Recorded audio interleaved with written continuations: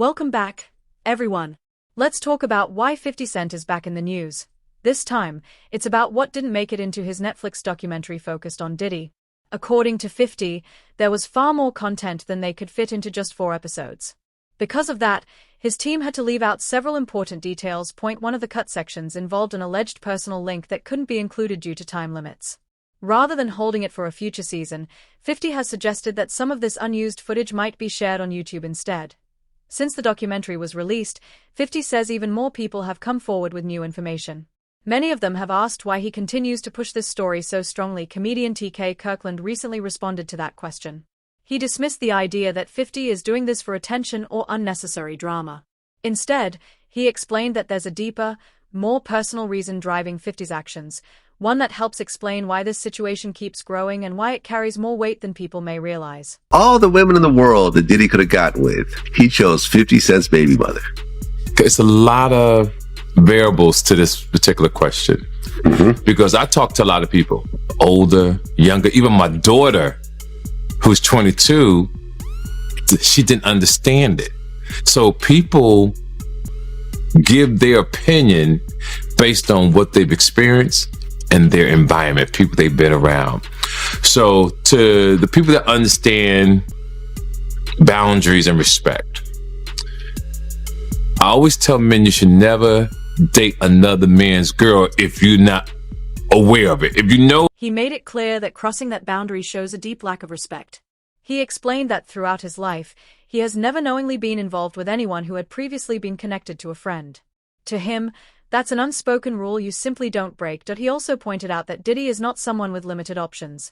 With his fame, money, and worldwide reach, he has access to people from all backgrounds, which makes the situation even more questionable. From TK's point of view, this wasn't an accident or a careless choice. He believes it was done on purpose, especially when you consider the long history of tension between Diddy and 50. Given that background, he finds it hard to see this as anything other than intentional, adding another layer of meaning to an already complex situation. After the baby mother of one of his rivals. Exactly. Someone who had been taking shots at him for years. Absolutely. On purpose. And he went after her knowing that they had beef. Right. And slutted her out. Slutted out. Just slutted her out. Slutted out. Having a whole basketball team run a train on her. Totally and did. I just totally the whole agree. thing, right? Totally agree. Right. But his reputation from when he worked at Uptown, I'll be sure's girlfriend. Oh, Kim Porter. Kim Porter. Right. That's his reputation. I'll be sure his baby mother. Baby mama. Yeah. Then Eric Serum, his friend, the one that had she had his baby, Mia. So he's had a reputation of going after people. Tupac's ex-girlfriend. He got a baby with her too. Exactly. Yeah. So my point that I'm making to the men listening, well, if you don't understand this, then you just poorly educated and don't really have common sense. It's a no. There's no way I would go after Vlad's ex-girlfriend. Right. I'm so loyal that if I met a woman and she said, "Oh yeah, I used to date Vlad," I can't with you, baby. Right. I won't even put my, excuse my language, because that's how I move. Other people don't move like that, but you see me in Paris, you see me all over the world. Why would I want to do that to mess up? While 50 Cent's documentary has attracted major attention and a lot of positive feedback, not everyone sees it as a total win. Gandil has spoken out with sharp criticism, saying parts of the project were not original. He claims certain ideas appeared without proper credit and closely matched concepts he had shared earlier. According to him, these sections weren't the result of new research but repeated points that were already out there. His remarks have sparked another wave of debate, moving some of the focus away from the documentary's popularity and toward questions about how the project was created and who deserves recognition. Interview about, he said that he had a lot of footage had to be down, the documentary had to be downsized. You understand? I don't really believe that, because a documentary is a documentary, and they could have had 45 minutes, they could have had an hour, to each one of those. You understand? They left out certain things. He said they even left out the one about Sarah Chapman. You understand? And for whatever reason, he probably left out a lot of other different stars too. Situations that they could have spoke about. You understand? I have a problem with the documentary, and I'm just gonna let you know that the reason I have a problem with the documentary is that they know that they took my idea. You understand? They know that when I came to them, I laid out what they should do and how the documentary should be. You understand? She can say whatever she want to say. I talked to those producers before I even talked to her. They wanted to know what I had, what I was bringing, my pictures, all that stuff like that. And I told them about me, Tim, and Kirk. You understand what I'm saying? And how it would go. They did the same thing. This ain't the first time they stole from me, man. You know, if you look at the Notorious Big, if you watch the Notorious Big, that part about the shoes, I had that in my book. And I was talking to K.O. Copeland. He was one of the writers of that movie. And I told him about when I let Big use my shoes at Soul Train Award. You had this old flunky ass dude, Mike B, get on Angie Martinez's show and talk about, yo, Big, he wore mixed max shoes and he went out there and performed. When you go look at the film, when you go look at Big performing that on that show, ain't nothing mixed match about them shoes. There was $800 Maury's, size 14D, Big World 14E. E means that his shoes is a little wider than mine. He struggled, but he put them motherfuckers on and he went out there and performed. Those was my gators that he had on. You understand? They did a little skit trying to disrespect me in the movie. You understand? And they said something about, oh. He also addressed rumors that 50 may release more content online, saying that if it happens, it likely can't be stopped. Gene added that if there were a way to shut the documentary down, it would have happened already. To him, its continued availability raises questions about how much influence Diddy truly has today and whether that power has faded. And if 50 do another one, and I heard he's going to put it on YouTube or do whatever he's going to do, Puff ain't gonna have nothing to do with that. Puff ain't gonna have nothing to do to try to stop that because he can't. Because if he could stop it, it would have been stopped. You know why he can't stop it? Because Puff know people right there at Netflix. Don't think he don't. And I don't know if this guy still worked for them, but he was part of the flavor unit, Shakim. He was part of the flavor unit. He was good friends. He was cool with Puff and them. Flavor unit and them, Queen Latifah and them, they was cool with Puff. If Puff would have sent the cease and desist over there and they could do it and he had the power and they wasn't right, it would have been done it. You see, it's still rolling, right? It's still going on, right? He ain't got that power no more. You understand? Now, could he sue them because they used his likeness or used them and stuff like that? I don't know. I'm not that versed in they using him. You understand? If they could steal your whole damn idea, your whole damn ideal, why can't they steal your whole damn intellectual property? Gene also talked about what he described as Diddy's long-running focus on Tupac. He said it wasn't a brief issue, but something that influenced many of Diddy's decisions over the years. According to Gene, this outlook shaped how he operated behind the scenes, affected his choices, and guided how he handled both personal and professional situations, becoming a major factor in how he moved for a long time. I did see the interview that 50 did with Sherry, and he was talking about he didn't release the video about Puff having a kid by Kim Porter's friend, Sarah Chapman. Now, we all know that she used to date Tupac. You understand? So either he got her because he wanted some remnants of Tupac. We don't know. But it seemed like every dude that he had some kind of disdain, dislike, or that he idolized in a sense, he wanted their girl. Or he wanted to be a part of their girl. I don't know why. Yo, bro, this dude was, I don't know if he was in love or in hate for Tupac. He wanted to be an actor. He auditioned for, I think he auditioned for Juice. But Pac beat him out for that Bishop thing. You understand what I'm saying? He wanted to be a part of that.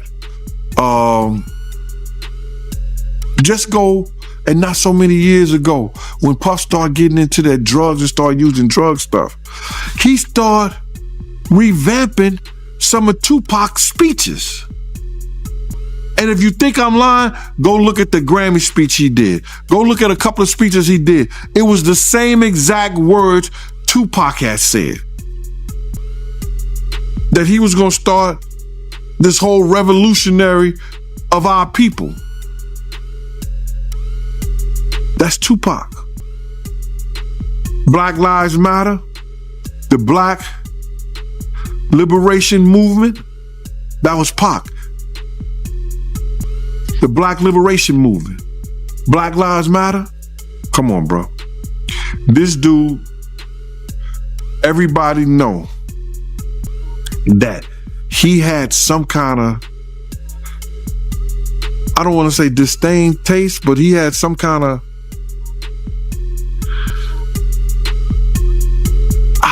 I don't, jealousy of Tupac, bro.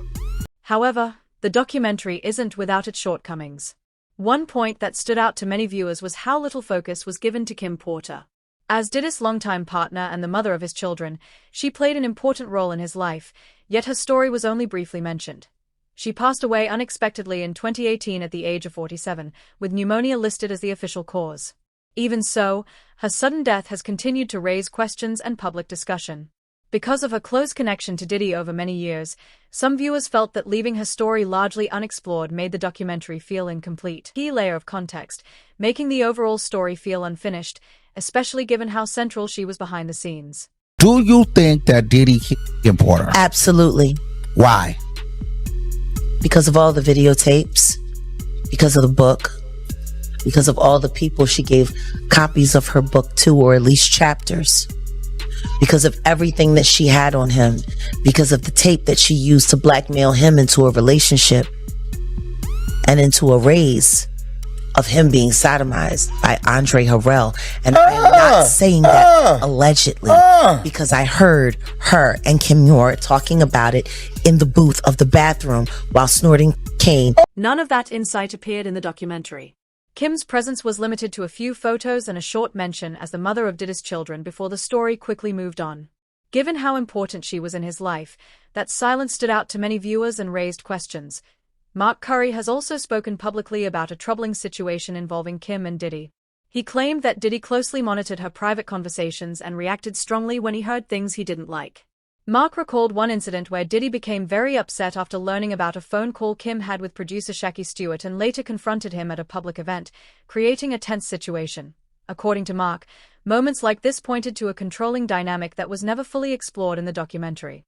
For many viewers, this added to the concern that key parts of the story were deliberately left out. It was alleged that she did have a book and that her book was about to come out. And she was talking about all the perils, everything that she went through in the music business and with Diddy. All the men that they slept with together, because there were men that they slept with together. There were swinging times that they slept with together.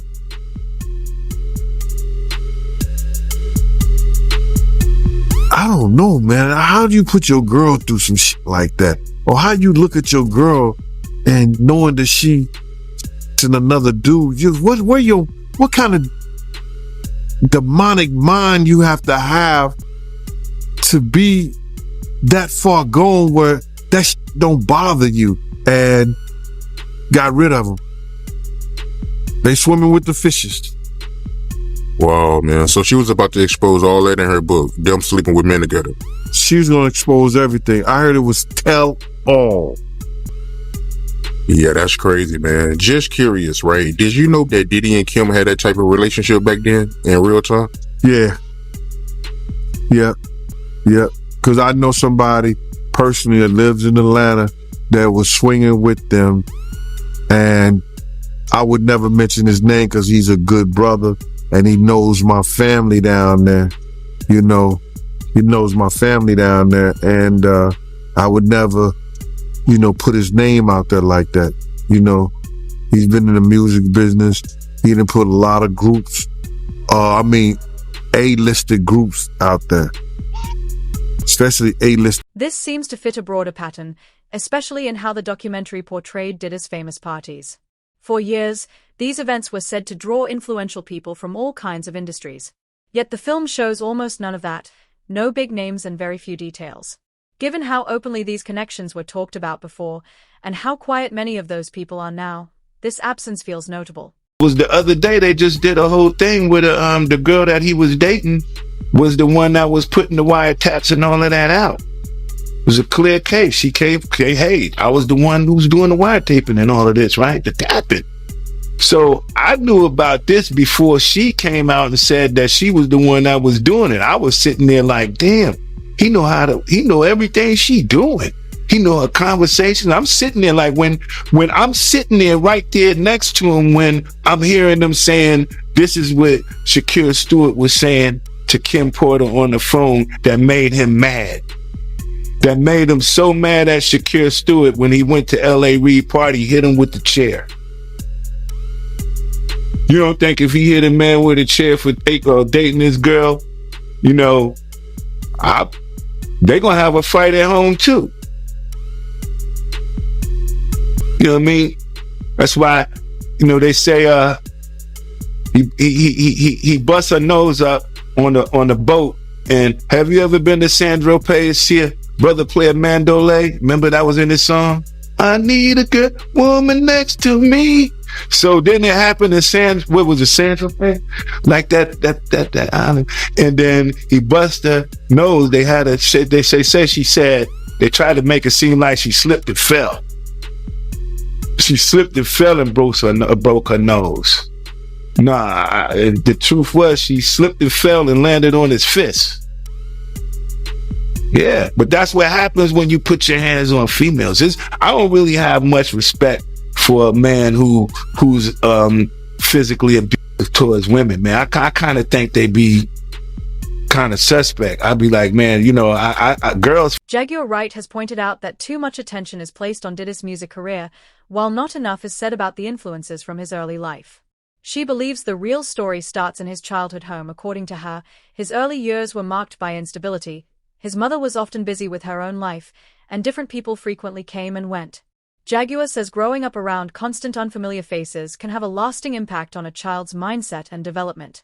She thinks these early experiences played a big role in shaping who he became long before the music industry ever came into play. His celebrity friends that denounced those allegations and were like, this is false, and Liars. They were saying, yeah, should they speak up now? It's getting a little too late for those who are complicit. Stevie J should be charged. Mary J. Blige should also be charged. Jennifer Lopez should definitely be charged.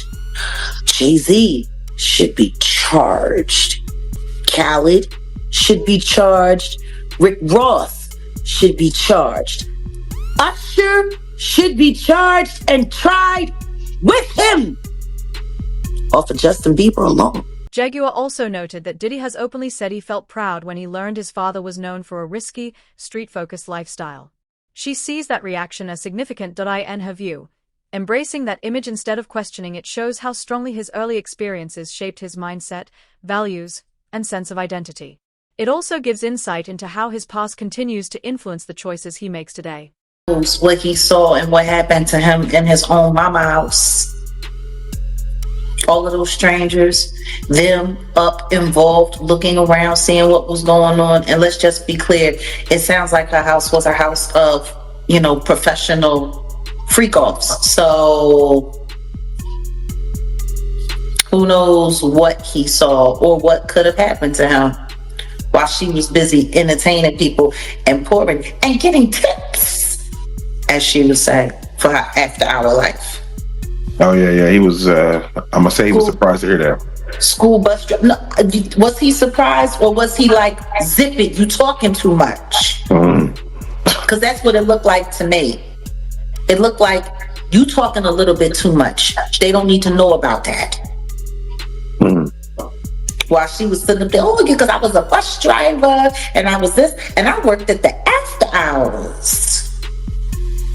And I would pour them drinks and they would give. She connects that mindset to how hip-hop later celebrated similar figures, noting that many rap personas were inspired by old movie characters symbolizing power, fear, and dominance.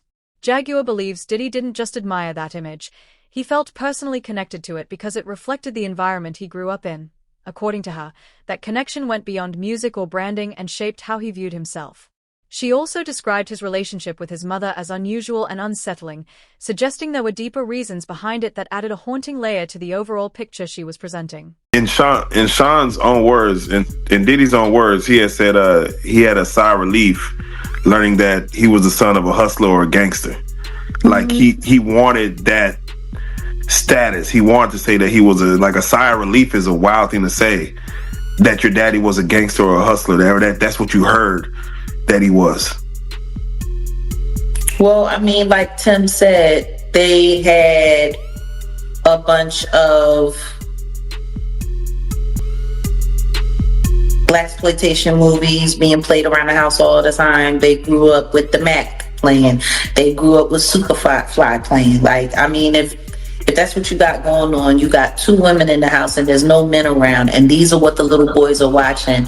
You got basketball players coming over late at night. You got hustlers coming over, PIMPs coming over, women who look like they were modeling for Jet magazine coming over. Like, it sounds like the nature of the environment is what shaped their perception of what cool was. So yeah, I mean, I'm sure for him it was, oh man, that's who my dad was. So I'm sure for him, it made him feel good because all of that stuff that he was watching, he really came from that. But that was really his legacy. And yeah, I'm sure for him it felt good to know that his dad was this big hustler who turned out to be a snitch, who got his brains removed from his head in a very, very, very... For the situation where they say he was trying to shape Misa into his mother, can you see that? Like, yeah, with the blonde hair and yeah, and all of that. I mean, somebody really asked a question: what kind of man puts his hands on his mother? The same kind of man that parties with his mom, the same kind of man who kisses his mom in the mouth, the same kind of man who seems to have accurate knowledge that his elderly mother can put both of her hands, her palms, on the floor and while she's standing up, bent over. Oh damn, I ain't seen that one. Oh. You never seen the Instagram video where he was talking about how his mom is still young and spry and how she still liked the party and how they was getting a IV drip? Oh. Damn. And she was kissing him in the mouth on the video when he was like, yeah, my mom can bend over and touch the floor with her palms. It's a very, very, very weird relationship. Jaguar believes the pattern comes full circle when looking at Diddy's relationship with his own children, which she calls deeply concerning. She says several people have claimed the kids were in situations they shouldn't have been exposed to, raising serious questions about boundaries and responsibility. For her, the most troubling part isn't just the situations themselves, but the silence around them. Why certain adults who knew about it didn't speak up, and what that says about the kind of parenting involved. You know, it kind of goes into, I mean, he seems to be having, and again, I know the freak offs, that his son is there. Like, it seems like he likes to get down with his kids. Yeah. But that wasn't all. Just to hear little Rod say, like, the boys were around. Roger Bonds talked about the children as well. What kind of parenting relationship is that? But then again, that goes back to the conversation of Lori Harvey, Steve Harvey's daughter. It was all known that she was spotted in them streets with Justin, and then she was spotted in them streets with Diddy, and they all tried to sit there and pretend like that wasn't what it was. Like, I don't know if anybody has not noticed, but ever since Diddy got pinched, they've all been trying to pretend like all of the stuff that we've seen that happened, that they was all involved and didn't happen. If Lori Harvey was hanging out Which, and it's kind of weird. Like the whole relationship with Justin looks weird. He looks like Mini-Me with Dr. Evil. It's weird. Like, why are there people? Why is there sexual behavior going on? And why are people naked in front of their kids, G? Doing all kinds of stuff. And meanwhile, Misa's running around making comments about how she don't like the way that Eric Sermon was depicting her in the documentary. You don't like the way you're being talked about in the documentary. You don't like the fact that, because see, it wasn't Gene Deal, because Gene Deal said he wasn't there, and thank God that he was able to admit that. Kurt Burrows did say that he was there and present when Diddy was beating the brakes off Misa and putting the feet to her up under. Welcome back, everyone. Let's talk about why 50 Cent is back in the news. This time, it's about what didn't make it into his Netflix documentary focused on Diddy. According to 50, there was far more content than they could fit into just 4 episodes. Because of that, his team had to leave out several important details. One of the cut sections involved an alleged personal link that couldn't be included due to time limits. Rather than holding it for a future season, 50 has suggested that some of this unused footage might be shared on YouTube instead. Since the documentary was released, 50 says even more people have come forward with new information. Many of them have asked why he continues to push this story so strongly. Comedian TK Kirkland recently responded to that question. He dismissed the idea that 50 is doing this for attention or unnecessary drama. Instead, he explained that there's a deeper, more personal reason driving 50's actions, one that helps explain why this situation keeps growing and why it carries more weight than people may realize.